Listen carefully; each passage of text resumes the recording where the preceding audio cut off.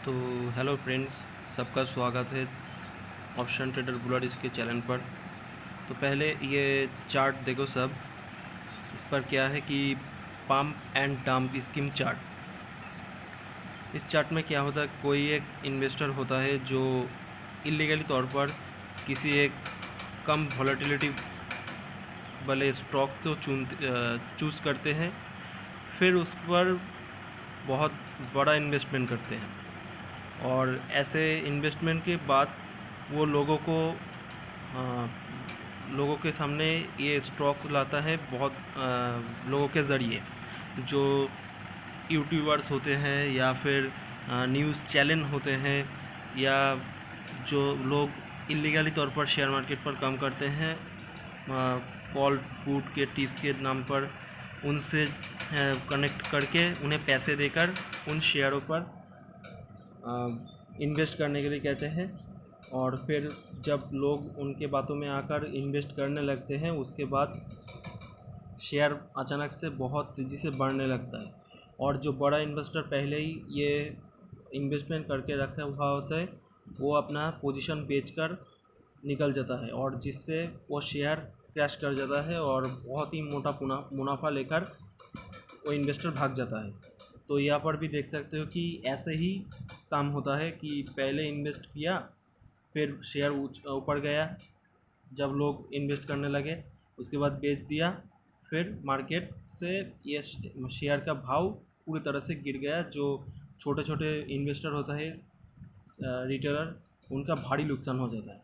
तो ऐसा ही इसे एक स्कैम कहते हैं और ऐसा ही स्कैम किया है एक रिपोर्टर ने, जो CNBC चैनल न्यूज़ चैनल के एंकर है। उनका नाम है हेमंत घाई।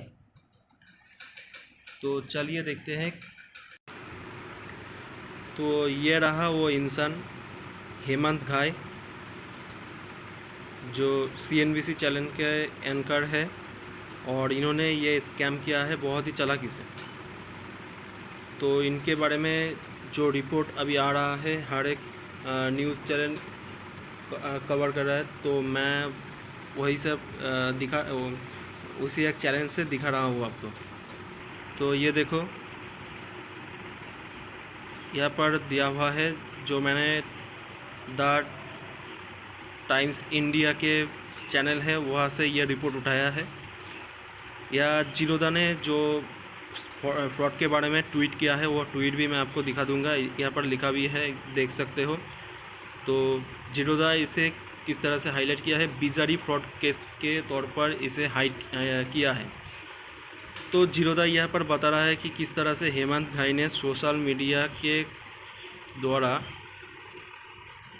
जो कॉलिंग है, मतलब जो बोलते हैं, उस तौर पर ये स्कैम को अंजाम दिया है।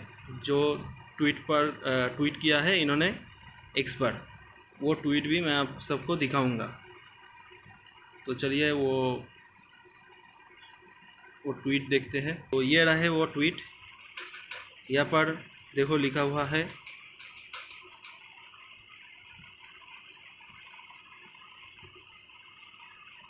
कि जो हेमंत घाई है, उन्हें जो बिजारी स्टॉक फ्रॉड किया है, वो कोई स्टॉक ब्रोकर और कोई बैकरूम ऑपरेटर नहीं है, वो CNBC आवाज़ एंकर है। ये चिरोदा के जो ट्वीट चैनल है वहाँ से ट्वीट किया गया है। तो ये जो काम किया गया है, इसमें सिर्फ हेमंत घाई अकेले नहीं है। मतलब हेमंत घाई ने जो किया है वो अपने चैलेंज से, अपने ट्रेडिंग चैलेंज से नहीं किया है। उन्होंने किया है उनके पत्नी और उनके माताजी के अकाउंट से। तो यहाँ पर देखो, जो स्कैम उन्होंने किया है, वो उनके जो पत्नी का नाम है वो है जया घाई और उनके मदर का नाम है श्याम मोहिनी घाई। तो इन्होंने यहाँ पर क्या कहा था कि the regulator found that 81% of trades in the account of Jaya and Shyamohini गाय। तो ये क्या करते थे कि जो ट्रेड ये करते थे वो इनके दिए हुए स्टॉक्स के ऊपर ये 81% का जो ट्रेड है करते थे, और बाकी ये लोगों को गुमराह करने के लिए दूसरे स्टॉक्स को रख लेते थे ताकि कोई शक ना करे। लेकिन सेबी जो है इनके ऊपर 2021 जनवरी से नज़र रखे हुए थे, और अब ये पूरी तरह से पकड़े गए हैं। अब कैसे ये स्टॉक्स को रिकमेंड किए थे उसके बारे में भी हम बताते हैं। तो ये देखो, सेबी का एक जांच है। अपनी जांच में सेबी ने पाया है कि हेमंत घाई ने स्टॉक 2020 शो के दौरान शेयरों को लेकर जो जानकारी दी थी उनके बारे में उन्हें पहले से ही पता था, और इन्होंने पहले इन्वेस्ट करके रखा हुआ था। उसके बाद लोगों को उनके चैनल के ज़रिए बताया जो कि इन पे इन्वेस्ट करने के लिए। और इन्होंने सिर्फ इसी तरीके को सिर्फ अपनाया नहीं, इन्होंने ये क्या करते थे कि ईमेल्स के थ्रू और व्हाट्सएप के थ्रू भी ये सब टिप्स दिया करते थे। इकोनॉमिक्स टाइम यहाँ पर जो है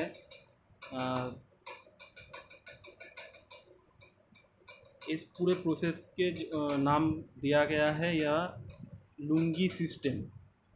ये जो तरीका अपनाया हुआ था ये लुंगी सिस्टम के तौर पर आता है, और इन पर 6.1 करोड़ के स्कैम के जो आरोप है, और सेबी ने ये क्लेम किया है कि इन्हें वापस करना होगा। सिर्फ यही नहीं, इसके बाद और भी चार्जेस मिलाकर सेबी ने एक पेनल्टी भी लगाया है। तो देखो यहाँ पर क्या है, तो ये देखो 6.16 crore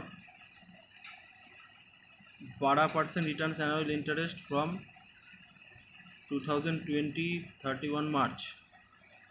regulator has also impose penalty totalling रेस 1.35 करोड़, मतलब और भी 1.35 करोड़ का पेनल्टी लगाया गया है। तो हम इन पेनल्टी के अलग अलग तरीके से पेनल्टी लगाया गया है वो भी डिस्कस करते हैं। तो यहाँ पर देखो 6.16 करोड़ का 12% से पर एनम के जो है वो पेनल्टी तो लगाया गया है। ईच फाइन मतलब हर एक पर 50 लाख का, और जो है 1 लाख का फाइन पेनल्टी लगाया गया है तीनों इंसानों पर। और मस्क कंसल्टेंसी सर्विस के द्वारा 30 लाख का और एक्स्ट्रा फाइन लगाया गया है। उसके बाद ये जो ब्रोकर इस्तेमाल कर रहे थे मोतीलाल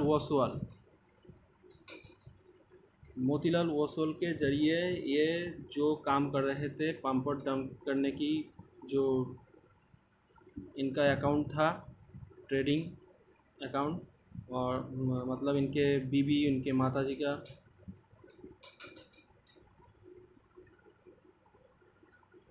तो उन मोतीलाल ओसवाल के जो ट्रेडिंग अकाउंट का ब्रोकरेज है उस पर भी 5 लाख का और पेनल्टी लगाया गया है। तो सेबी जो है इन पर बहुत ही कड़ी कार्रवाई कर रहा है, और इनके सारे जो इनके परिवार के ट्रेडिंग चैनल हैं अकाउंट्स हैं वो सारे बंद कर दिए गए हैं, और 5 सालों के लिए इनको मार्केट से बैन कर दिया गया है। तो ऐसे जो एंकर होते हैं टीवी चैनल वाले होते हैं जो भी है CNBC के हो या ET नाउ का हो या जी बिज़नेस चैनल का हो, कोई भी जो एंकर जो शेयर मार्केट के बारे में हमेशा बात कर रहे हैं उनके बारे में रिकमेंड किए हुए शेयर जो वो बता रहे हैं, किसी भी शेयर पर बिना जांच किए हुए अपना पैसा लगाना नहीं चाहिए। क्योंकि नुकसान आपका होगा वो कोई भी जिम्मेदारी नहीं लेने वाले। तो जानिए हर एक शेयर के बारे में, उसके बाद खुद से एनालिसिस कीजिए और उसके बाद जाकर आप अपना पैसा लगाइए। उनके बातों पर आकर ही पैसा लगाना होगा कोई मतलब नहीं बनता है, इससे नुकसान आपका ही होगा बार बार। तो इस बात का भी ध्यान रखें और हमारे ट्रेडिंग चैनल को फॉलो कीजिए। ऐसे ही वीडियो और भी आएगा गाइड करने लायक, और हम ऐसे ही गाइड करते हैं और करते रहेंगे। हम हर रोज़ जो मार्केट में ट्रेडिंग बनते हैं, ट्रेडिंग के पोजीशन बनते हैं, उस पोजीशन के बारे में बात करते हैं। ये हमारे फ्री टेलीग्राम चैनल आप डिस्क्रिप्शन में मिल जाएगा, आप सब वहाँ से फॉलो कर सकते हैं। और हमारे यूट्यूब चैनल को सब्सक्राइब कर लीजिए।